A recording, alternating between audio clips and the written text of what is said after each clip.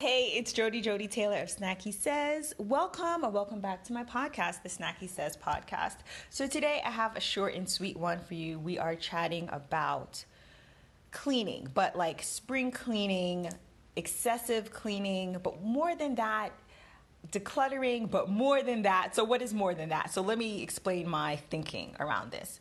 So a question I've been thinking about the last few years is, if there was a fire, what would I take with me? What would I run out with?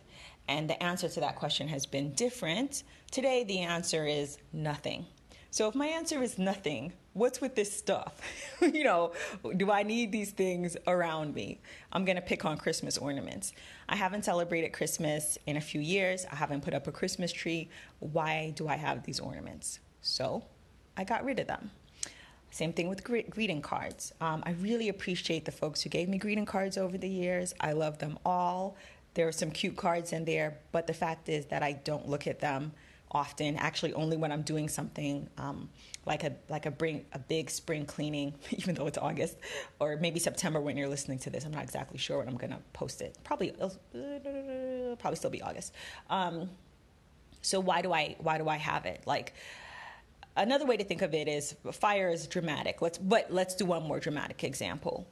In the case of death, so God forbid something happens, what's going to happen to the stuff? No matter how much folks love you, they're probably not going to keep all of your stuff because they mean a lot to you, but maybe not to the good folks that you left behind. I read an article a few years ago. I wish I remember where I read it, but part of it said that there was a woman who passed away, and before she passed away, she said to her close friends, here's a folder with my stuff. Everything in her home was organized. They knew exactly what she wanted. They didn't have to go through anything. It was like, we're going to donate this, discard this, and maybe sell that, whatever the options were. And I think you'd be hard-pressed to find someone, at least I am, I can't think of anyone, who's had that experience where it was so seamless. I mean, there's a lot going on when there's a death, whether it's a family member or friend, depending on what your role is in their life. If you're going through their things, there's a lot going on, period, right? And that got me thinking. It stuck with me. Obviously, I'm talking about it years later, because I thought, I remember reading the article and looking around in my apartment at the time like, how easy would it be for someone to come in here and make heads from tails and decide, whatever decisions they had to make. So with that in mind, I'm not quite talking about minimalism. I'm just saying it's something to consider. It's just something to consider, something I've been considering in one way or another since I read that article. And then the other example, not dramatic, it happens to most of us, you move. So if you're about to move or you're thinking about moving, in the next few months, looking around, would you take everything with you? Probably not. Maybe you're moving to a bigger place or a smaller place, someplace that's far away, it's just something to consider. So I gave you 3 examples, dramatic though they might be, but possible. There are situations like I made an international move several years ago, and some jobs will pay for relocation. They're going to move all your stuff from your house to the new house, for example. I didn't have a job offer like that. So what I could fit on the plane was what I was taking with me. I feel like I had a carry-on. I think it was a carry-on in a suitcase that I checked in. I think that's all I had. I think that's all I had.